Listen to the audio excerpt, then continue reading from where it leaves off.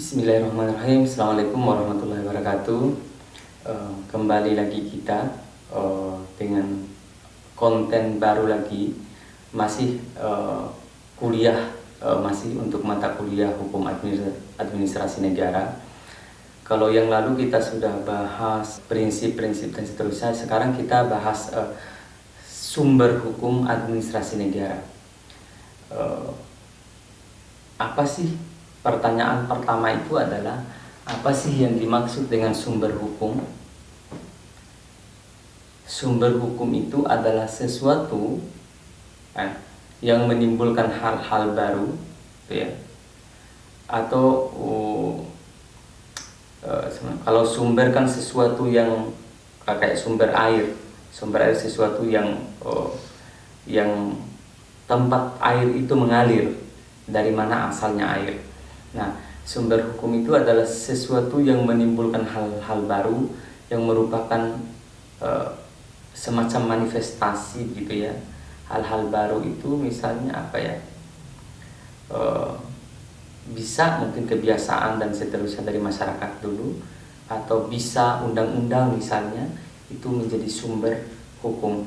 Kalau menurut Danang Tunjung Laksono, sumber hukum adalah sesuatu yang menimbulkan aturan hukum. Sesuatu yang menimbulkan aturan hukum dan dibentuk oleh hukum itu. Jadi dia bilang yang menimbulkan aturan hukum dan dibentuk oleh hukum itu. Nah, sementara Prof. Sudikno mengatakan sumber hukum itu bisa sebagai asas hukum. Satu. Yang kedua itu sumber hukum itu adalah, dia bilang, hukum terdahulu yang memberi bahan atau dasar berlakunya, tempat mengetahui hukum, dan sebab yang menimbulkan hukum. Jadi, ada beberapa kata Prof. Sudikno. Yang pertama itu sumber hukum itu adalah bisa diartikan sebagai hukum terdahulu yang memberikan bahan, dasar berlakunya, tempat mengetahui hukum, dan sebab yang menimbulkan hukum. Lain lagi misalnya dengan Zevenbergen mengatakan bahwa sumber hukum adalah sumber terjadinya hukum. Sumber terjadinya hukum atau sumber yang menimbulkan hukum. Sumber terjadinya hukum, sumber yang menimbulkan hukum, kayak sumber banjir. Terjadinya banjir itu sumbernya ada di mana? Tentu ada di hulu sungai, kira-kira begitulah. Kalau CST Kansil mengatakan sumber hukum ialah segala apa yang menimbulkan aturan yang mempunyai kekuatan yang bersifat memaksa. Jadi dia ini ke tujuan hukum ya, yang bersifat memaksa. Ini sifat hukum ini memang, yakni aturan yang kalau dilanggar mengakibatkan sanksi yang tegas dan nyata. Kalau sifat hukum kan salah satu itu memaksa selain mengatur dan mencakup semua. Jadi salah satu poin penting dari definisi Kansil adalah bahwa sumber hukum itu adalah sumber yang menyebabkan terjadinya, timbulnya aturan yang sifatnya memaksa. Itu bedanya kan, kalau norma hukum dengan norma yang lain itu salah satu yang khas dari norma hukum itu adalah sifatnya yang memaksa. Kalau menurut Profesor Ahmad Ali, sumber hukum adalah tempat di mana kita dapat menemukan hukum. Jadi tempat kita dapat menemukan hukum. Nah, berarti bisa jadi juga putusan hakim menjadi sumber hukum. Dan nanti kita akan bahas di bawahnya. Putusan hakim bisa menjadi salah satu sumber hukum selain misalnya kebiasaan atau pendapat ahli dan seterusnya. Nah, teman-teman sekalian, di Indonesia sumber hukum itu ada dua. Yang pertama, sumber hukum material. Yang kedua, sumber hukum formil. Sumber hukum material itu adalah sumber hukum yang menentukan isi atau kaidah hukum. Jadi yang menentukan isi atau kaidah hukum itulah yang disebut dengan sumber hukum material. Isi kaidah hukum itu adalah peristiwa atau hal-hal konkret yang terjadi pada masyarakat atau semacam tindakan manusia, perilaku manusia yang terjadi di dalam masyarakat. Nah, kalau menurut Utrecht, sumber hukum material ini adalah perasaan atau keyakinan hukum individu dan masyarakat yang menjadi determinan material membentuk dan menentukan isi hukum. Jadi perbuatan kira-kira, perbuatan hukum atau keyakinan iman hukum seseorang atau masyarakat yang menentukan isi hukum. Apa faktor-faktor yang turut serta menentukan isi hukum? Kata Utrecht, itu ada faktor idil dan faktor kemasyarakatan, dia bilang begitu ya. Nah, kan kalau kita lihat sumber hukum material itu bisa mungkin ya kondisi ekonomi, kondisi sosial, kondisi budaya, sosiologi, filsafat dan seterusnya. Itu menjadi bagian dari sumber hukum material. Teman-teman sekalian, karena sumber hukum material ini adalah merupakan yang menentukan isi hukum, maka ia tentu berkaitan dengan hal-hal yang saya ulang lagi, hal-hal yang terjadi di ranah sosial, politik, dan ekonomi dan seterusnya tadi. Nah, kalau di kita mungkin ya disebut sumber hukum material itu ya Pancasila lah, kira-kira begitu. Pancasila dan karena dianggap sebagai sumber dari segala sumber hukum atau sumber hukum yang tertinggi. Teman-teman sekalian, di dalam sumber hukum material itu juga terdapat faktor-faktor yang menjadi dasar untuk menentukan isi hukum material itu apa. Faktor-faktor itu misalnya sejarah. Maksudnya itu adalah sejarah undang-undang atau peraturan yang ada di masa lalu ya, yang dianggap baik dan dapat dijadikan dasar di dalam penyusunan atau pembuatan undang-undang atau hukum positif sekarang.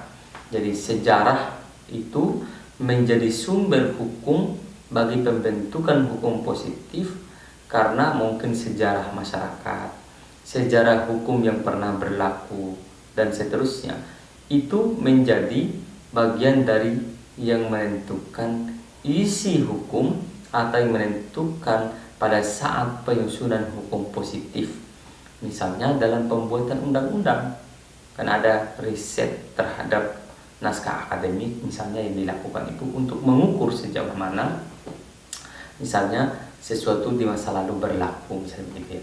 Yang kedua adalah secara sosiologi juga secara antropologi misalnya, yang menjadi sumber hukum di dalam yang menjadi sumber hukum material itu adalah masyarakat secara utuh, secara keseluruhan. Karena lembaga-lembaga sosial di masyarakat itu juga mengatur apa yang boleh dan tidak boleh, apa yang baik dan tidak baik, juga itu ditaati oleh masyarakat, dan ini menjadi sumber bagi hukum material. Artinya kegiatan-kegiatan yang terjadi dalam masyarakat itu bisa menjadi hukum positif begitu ya, seperti kegiatan ekonomi yang diatur dan seterusnya. Teman-teman sekalian, yang ketiga itu adalah filsafat, menjadi sumber hukum material. Kenapa filsafat? Ini berbicara soal apa yang adil dan tidak adil. ya. Ya secara filosofis adil itu apa, dan sejauh mana suatu aturan itu bisa ditaati oleh masyarakat. Maka secara itu secara sosiologis ya, secara filosofis bagaimana caranya atau bagaimana sesuatu itu bisa dianggap baik, adil, bisa memenuhi rasa atau prinsip-prinsip keadilan yang dianut oleh suatu masyarakat tertentu, dan ini yang menjadi sumber hukum material. Teman-teman sekalian, selain sumber hukum material, saya sudah sampaikan di awal tadi, yang kedua adalah sumber hukum formal atau formil. Sumber hukum formil ialah kaidah hukum yang bisa dilihat dari segi bentuknya. Ada bentuknya, ada proses tertentu yang harus dilalui, dan kaidah itu berlaku umum untuk mengikat seluruh warga masyarakat dan ditaati. Jadi dia punya bentuk sendiri, ada proses yang harus dilalui. Ketika dia ditetapkan, itu menjadi norma yang berlaku bagi seluruh masyarakat, dan itu wajib ditaati. Karena kalau tidak wajib ditaati, maka akan ada upaya paksa dari negara untuk memaksa orang menaati aturan itu. Teman-teman sekalian, sumber hukum formil yang menjadi penyebab kaidah hukum itu berlaku, ya, karena ada kaidah yang harus dilalui, ada proses, ada tahapan yang harus dilalui. Nah, teman-teman sekalian, apa saja bentuknya sumber hukum formil itu?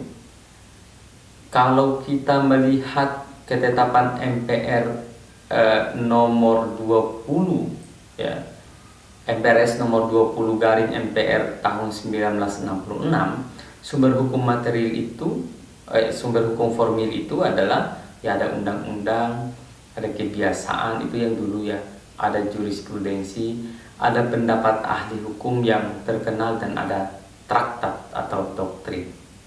Itu sumber-sumber hukum yang biasa dipelajari secara umum di dalam pelajaran ilmu hukum, dasar-dasar yang dipelajari di pengantar ilmu hukum biasanya. Nah, lalu apa sumber hukum administrasi negara? Jika demikian, maka hukum administrasi negara itu kan kita tahu adalah merupakan salah satu aspek dari ilmu hukum. Sudah kita pelajari di video sebelumnya bahwa hukum administrasi negara ini adalah salah satu cabang dari hukum publik. Maka pengertian hukum yang berlaku pada umumnya itu pula yang berlaku menjadi sumber hukum administrasi negara. Karena hukum administrasi negara erat hubungannya dengan politik hukum, itu pasti ya, yang berarti pengaruh negara sangat besar terhadap timbul serta berubah atau terhapusnya hukum administrasi negara. Sebagaimana tadi, sumber hukum secara umum itu ada formil dan ada material. Sumber hukum administrasi negara juga ada sumber hukum material dan sumber hukum formil. Tidak jauh berbeda dengan sebelumnya, sumber hukum administrasi negara itu adalah sumber hukum material ini adalah tadi yang menentukan kaidah hukum. Cuma faktor-faktor yang mempengaruhi isi hukum administrasi negara itu bisa faktor historis, faktor sosiologis, faktor filosofis dan sebagainya, faktor agama dan seterusnya, yang secara umum mempengaruhi isi hukum administrasi negara. Nah, tetapi pada prinsipnya memang hukum administrasi negara ini sumber hukum materialnya yang paling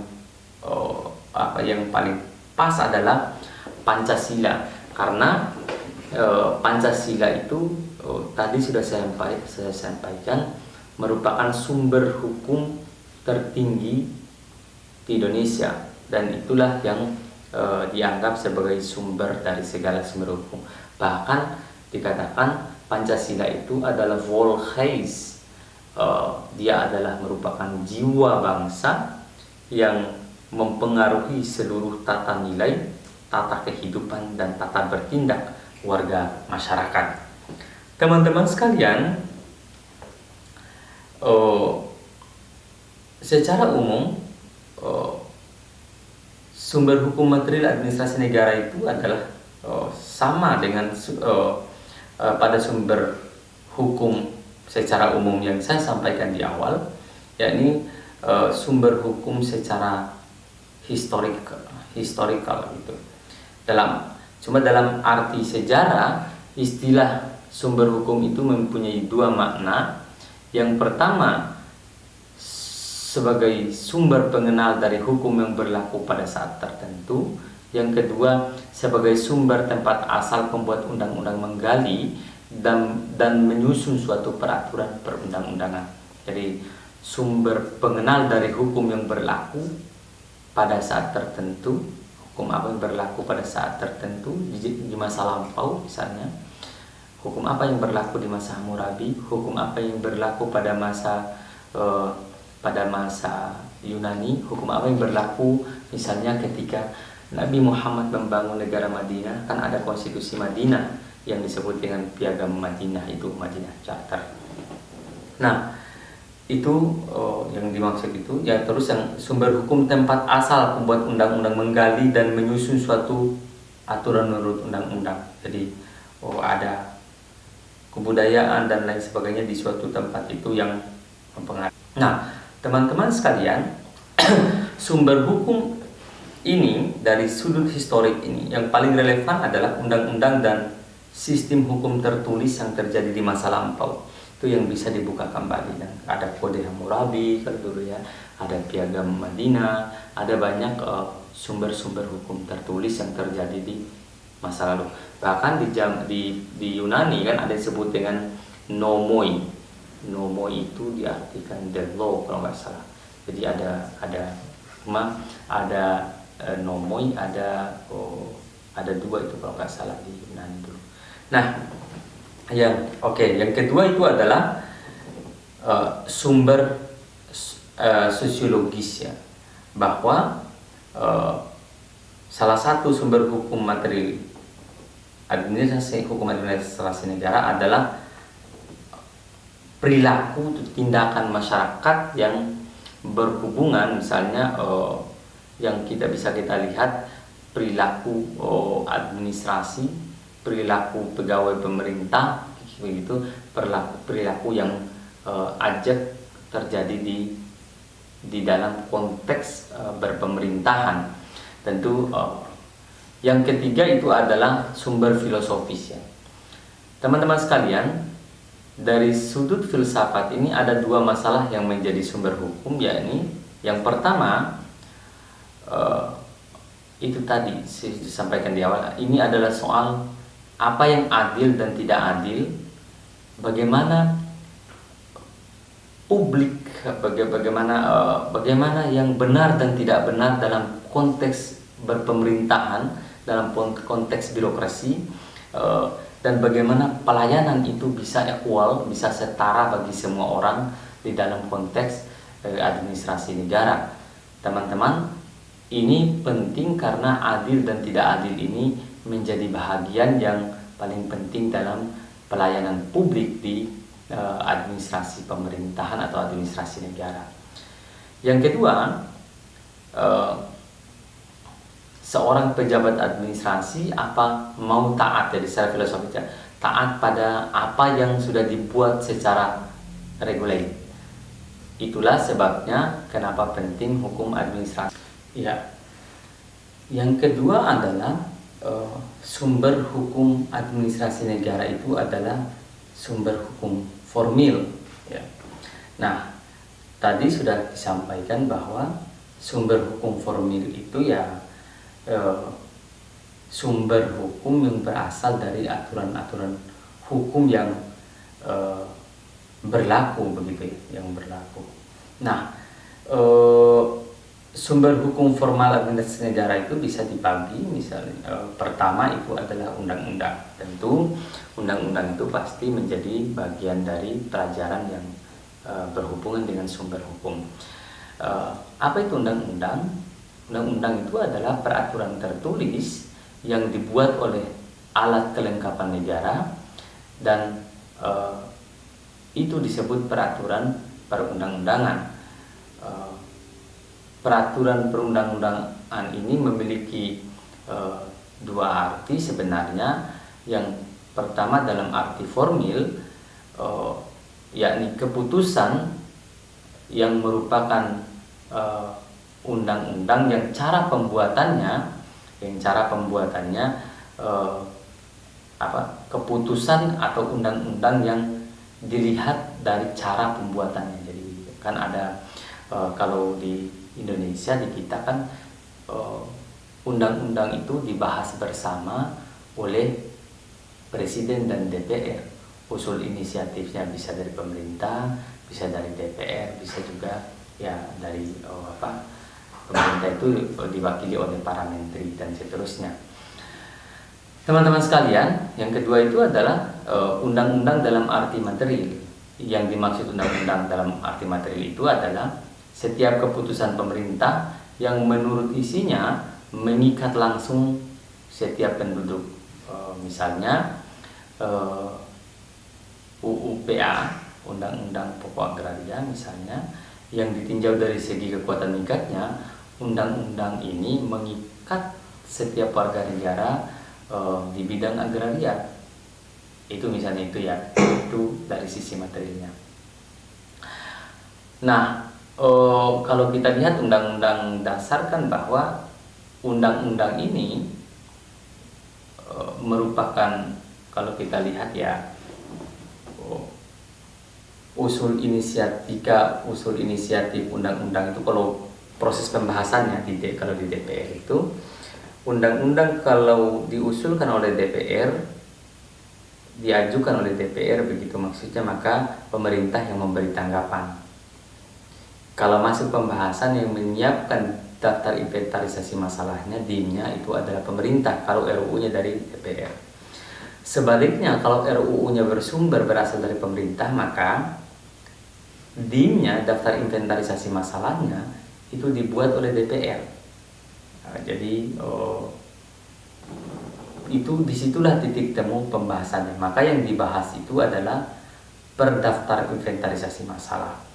Ya, kayak misalnya undang-undang Omnibus Law yang lagi sibuk sekarang dipersoalkan, karena undang-undang itu berasal dari pemerintah, maka DPR lah yang menyusun daftar inventarisasi masalah. Kan tebal undang-undang itu ya, 900 sekian halaman.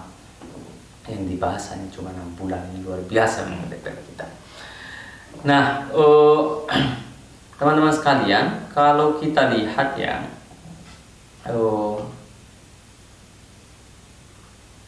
kalau kita lihat bahwa perundang-undangan kita itu saat ini sistem perundang-undangan itu kan ada dua sebenarnya. Ada perundang-undangan di tingkat pusat, ada perundang-undangan di tingkat daerah. Perundang-undangan di tingkat pusat itu ya bisa undang-undang ya itu ya, ketetapan MPR. Kalau dulu zaman Orde Baru sih masih ada. Kalau sekarang meskipun dalam hierarki peraturan perundang-undangan, TAP MPR ini masih ada, tetapi tidak diproduk lagi. Kemudian undang-undang juga ada, peraturan pemerintah juga ada, keputusan atau peraturan presiden dan seterusnya.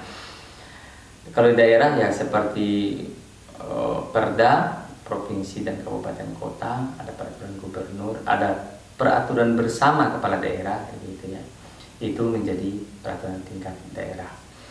Kalau dilihat dari sisi tata urutan peraturan perundang-undangan, kalau menurut TAP MPRS tahun 1966 tentang Memorandum DPR Gotong Royong, dulu DPR GR ya, mengenai sumber tertib hukum Republik Indonesia, maka tata urutan peraturan perundang-undangan itu, yang pertama itu Undang-Undang Dasar 1945, yang kedua ketetapan MPR, yang ketiga Undang-Undang Garing Perpu, yang keempat peraturan pemerintah, yang kelima keputusan presiden, yang keenam peraturan menteri, yang ketujuh itu instruksi menteri.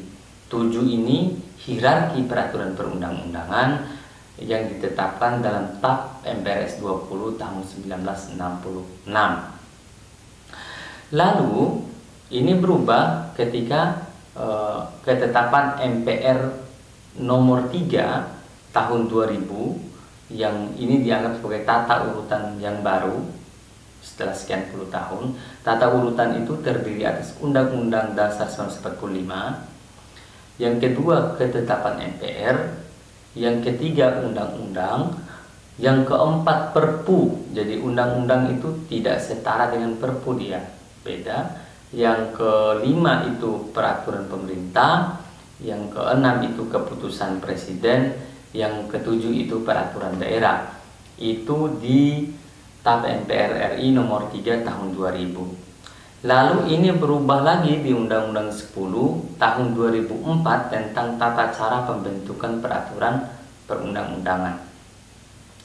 Hierarkinya atau tata urutannya di Undang-Undang 10 tahun 2004 itu adalah Undang-Undang Dasar, lalu Undang-Undang Garing Perpu. Nah, tidak ada TAP MPR di sini, dihapus TAP MPR. Nah, harusnya kan sebelumnya di urutan kedua kan TAP MPR. Nah, di sini tidak ada. Urutan kedua, tata urutan kedua itu adalah Undang-Undang Garing Perpu, yang sebelumnya Perpu tidak garing, tidak step. Lalu peraturan pemerintah, peraturan presiden, peraturan daerah yang dibuat oleh provinsi, dan peraturan daerah kabupaten yang dibuat oleh pemerintah kabupaten kota, lalu peraturan desa yang dibuat oleh Badan Perwakilan Desa atau yang setingkat, nama lain dengan itu.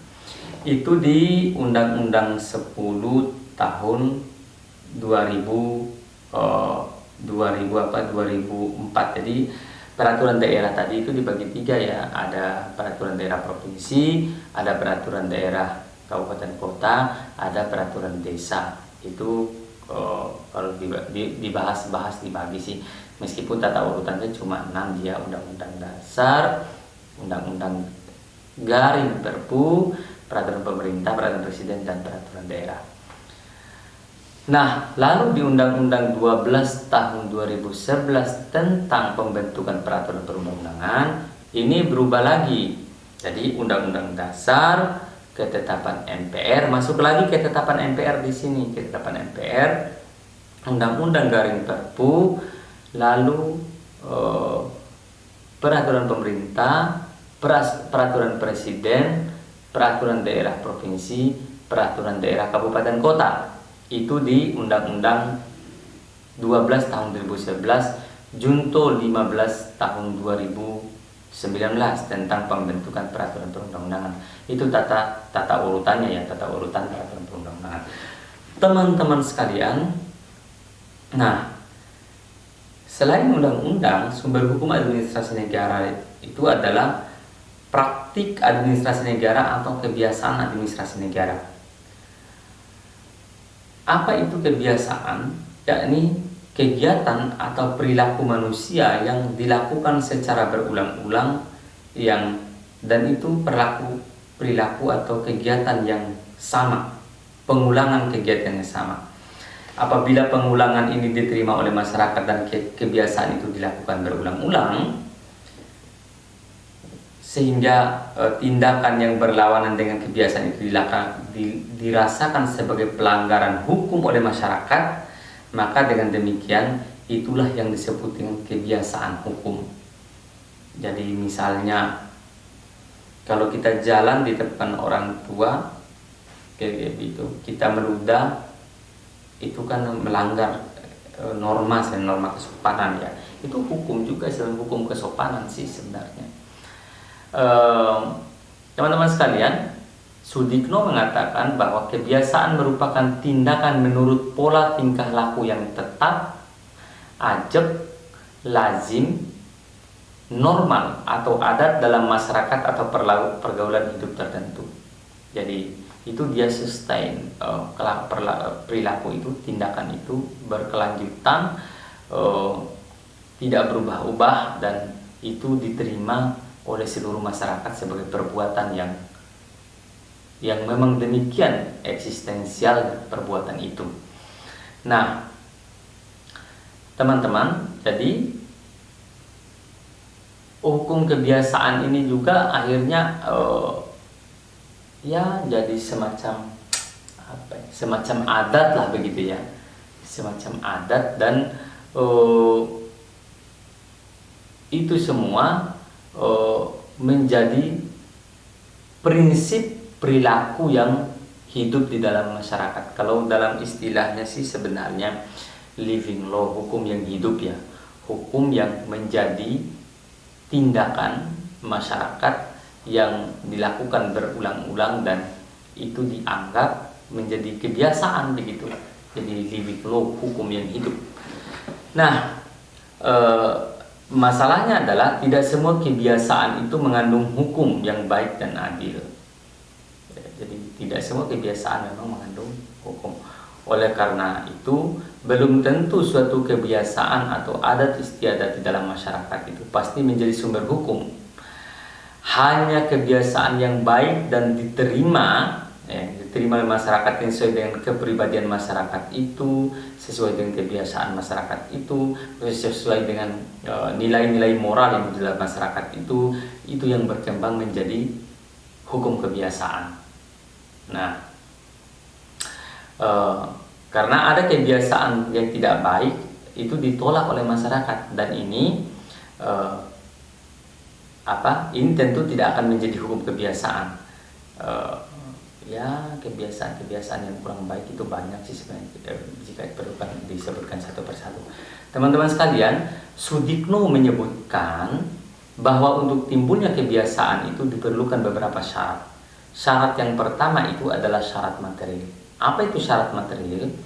yakni perbuatan atau tingkah laku yang dilakukan secara berulang-ulang dan itu perbuatan bersifat ajab begitu ya.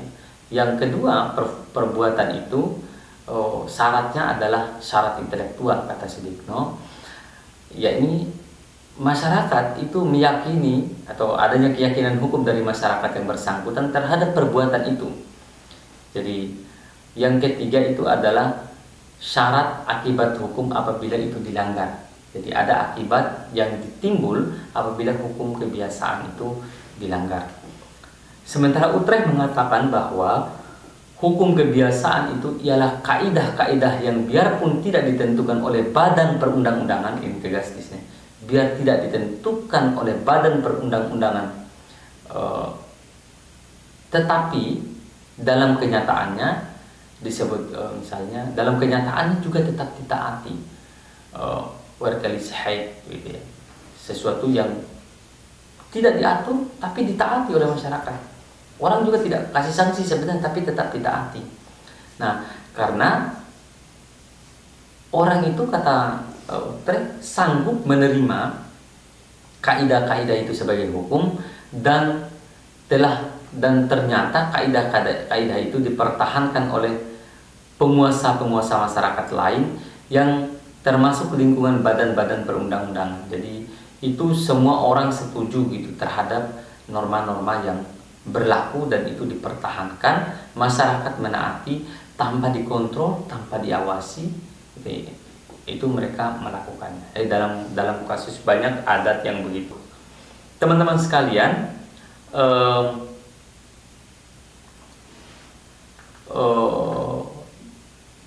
di dalam praktik administrasi negara sebagai sumber hukum formil ini,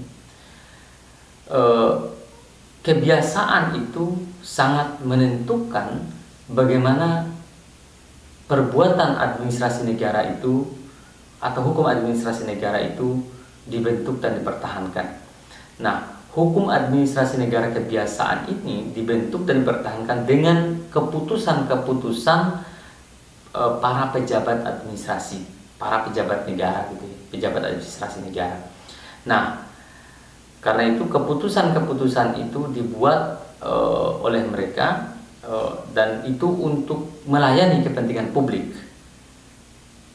Makanya kan dulu pada orang pelajaran diskresi dan seterusnya itu bisa menjadi bagian penting, meskipun nanti akan kita pelajari secara khusus, itu akan kita bahas secara khusus sebagai sumber formil dari hukum administrasi negara. Yang ketiga, selain kebiasaan administrasi negara, itu adalah jurisprudensi. Apa itu jurisprudensi? Jurisprudensi adalah keputusan hakim yang terdahulu mempunyai kekuatan hukum tetap dan diikuti oleh keputusan hakim lain. Hakim setelahnya mengikuti dan itu menjadi hukum positif yang berlaku.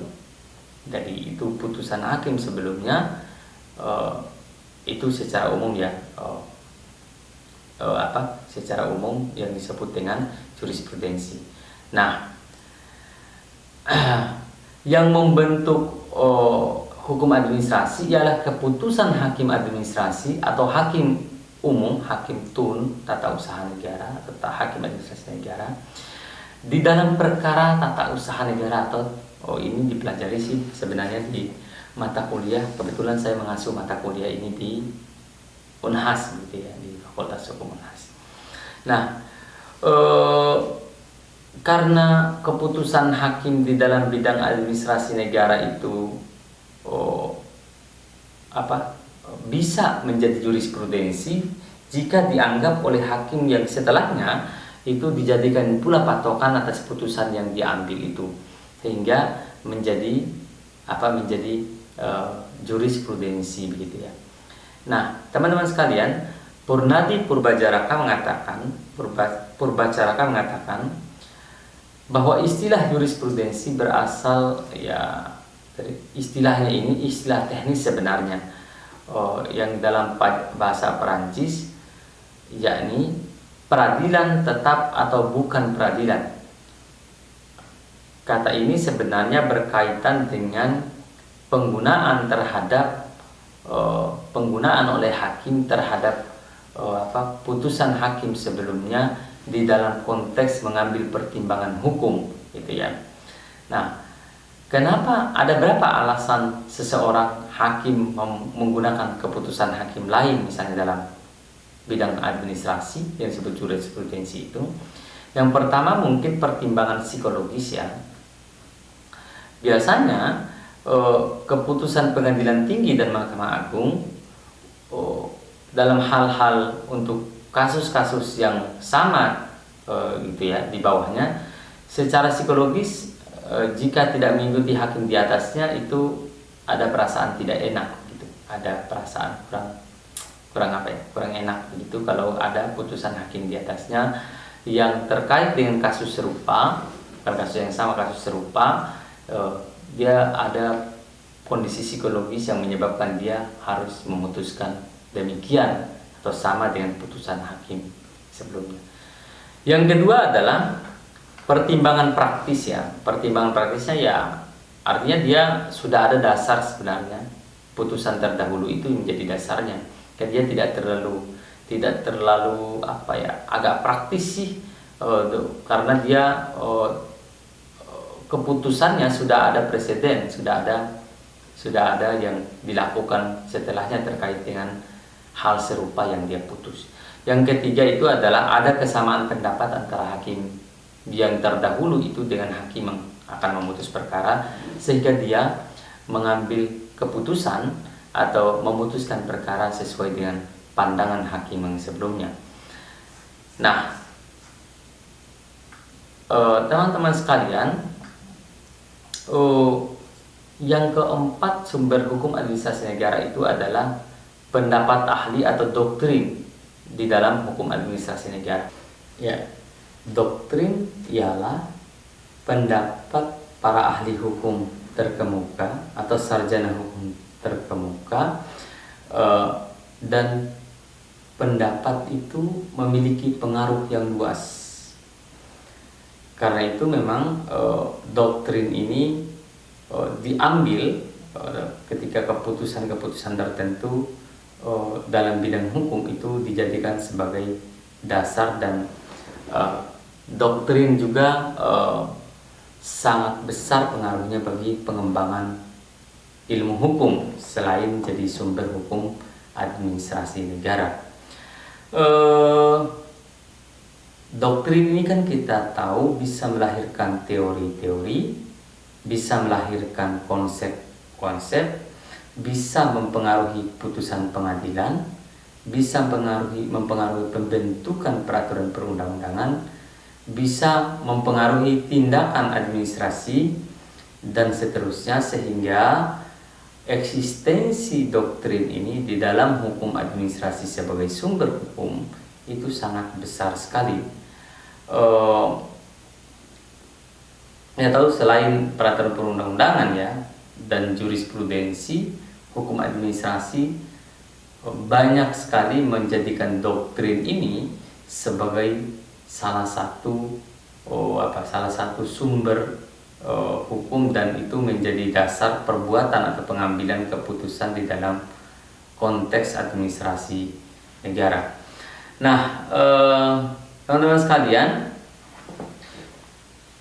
peraturan-peraturan yang menjadi dasar pembentukan hukum atau peraturan-peraturan yang dibuat oleh badan-badan legislasi maupun pemerintah banyak bersumber dari doktrin yang diucapkan atau doktrin yang bersumber dari para sarjana hukum, karena pembentukan hukum dalam konteks ini sangat dipengaruhi oleh teori-teori, konsep-konsep, serta argumen-argumen yang berupa hasil penelitian dan pendapat ahli yang tentu bisa berperan besar dalam mempengaruhi isi dari pembentukan peraturan perundang-undangan itu.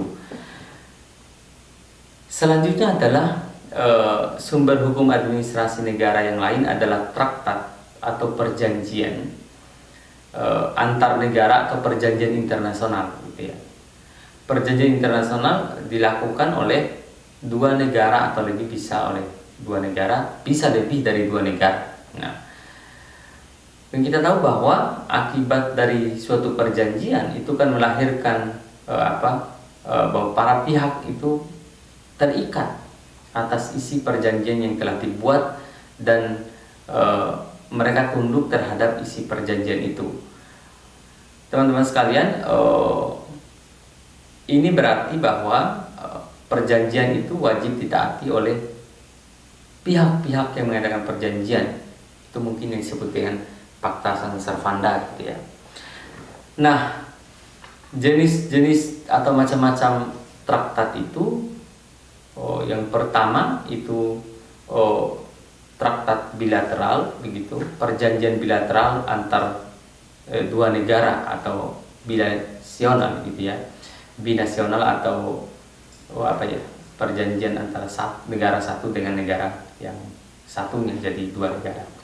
Nah, misalnya ini perjanjian dua negara ini adalah perjanjian antara pemerintah Indonesia dengan pemerintah Singapura, atau misalnya antara pemerintah Indonesia dengan pemerintah Malaysia misalnya gitu ya, terkait dengan ekstradisi misalnya penjahat narkoba atau kejahatan politik gitu ya.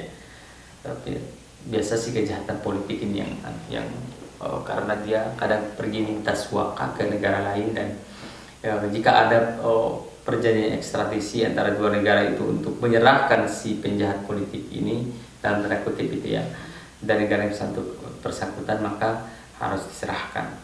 Kalau tidak ya dia bisa melindungi si pelaku yang dianggap penjahat politik oleh negara asalnya di negara itu. Yang kedua adalah traktat multilateral, perjanjian antar beberapa negara atau oleh beberapa negara. Nah, ini perjanjian yang melibatkan banyak negara, misalnya perjanjian di bidang pertahanan yang diselenggarakan oleh NATO misalnya, dan seterusnya. Itu merupakan perjanjian yang melibatkan banyak negara atau perjanjian perdagangan antar negara gitu ya.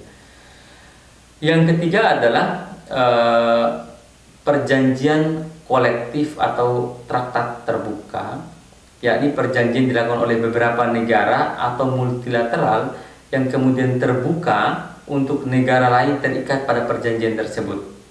Nah, contohnya adalah perjanjian dalam PBB, di mana negara lain itu terbuka untuk menjadi anggota PBB yang terikat pada perjanjian yang ditetapkan oleh PBB. Jadi mereka terbuka menjadi anggota PBB bila mana mereka terikat pada perjanjian yang dibuat oleh PBB. Teman-teman sekalian, di dalam membuat perjanjian atau traktat itu ada tahap-tahap yang harus dilalui. Yang pertama itu adalah tahap perundingan. Jadi tahap perundingan itu adalah tahap yang paling awal yang dilakukan oleh negara-negara yang akan mengadakan perjanjian. Tahap ini bisa dilakukan secara lisan, perundingan secara lisan atau tertulis oleh masing-masing negara. Setelah tahap perundingan, tahap kedua itu adalah tahap penutupan. Biasanya di tahap penutupan ini adalah persetujuan itu ditutup atau perundingan ditutup dengan satu naskah dalam bentuk teks tertulis yang dikenal dengan piagam hasil perundingan. Piagam hasil perundingan antar negara tadi atau beberapa negara tadi. Piagam ini ditandatangani oleh masing-masing utusan negara yang mengadakan perjanjian. Jadi piagam tadi itu harus ditandatangani oleh masing-masing utusan negara. Nah, yang selanjutnya itu adalah tahap pengesahan atau ratifikasi oleh negara masing-masing. Nah, biasanya persetujuan hasil perundingan itu oleh masing-masing negara diminta persetujuan oleh lembaga-lembaga yang memiliki kewenangan. Jadi kalau ratifikasi di Indonesia ya oleh pemerintah melalui persetujuan DPR oleh presiden itu ya.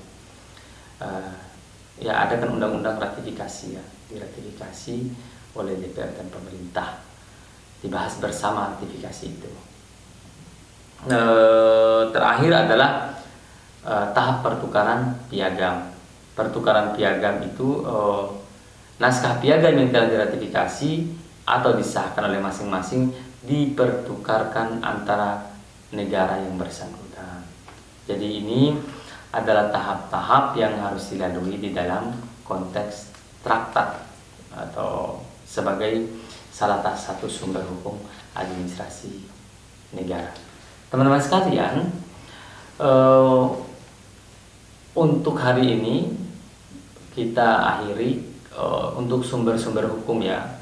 Jadi minggu depan kita akan bahas lagi konten, salah satu konten lanjutan dari ini adalah asas-asas hukum administrasi negara. Sebenarnya saya mau bahas dulu hubungan antar hukum administrasi negara dengan ilmu lainnya, ilmu lain. Tetapi saya pikir sudah terinclude di pembahasan pertama meskipun tidak terlalu lengkap. Tetapi saya anggap itu sudah dibahas dan minggu depan kita akan bahas asas-asas hukum administrasi negara. Mungkin sekian pembahasan kita. Billahi fisabilillah, fastabiqul khairat. Assalamualaikum warahmatullahi wabarakatuh.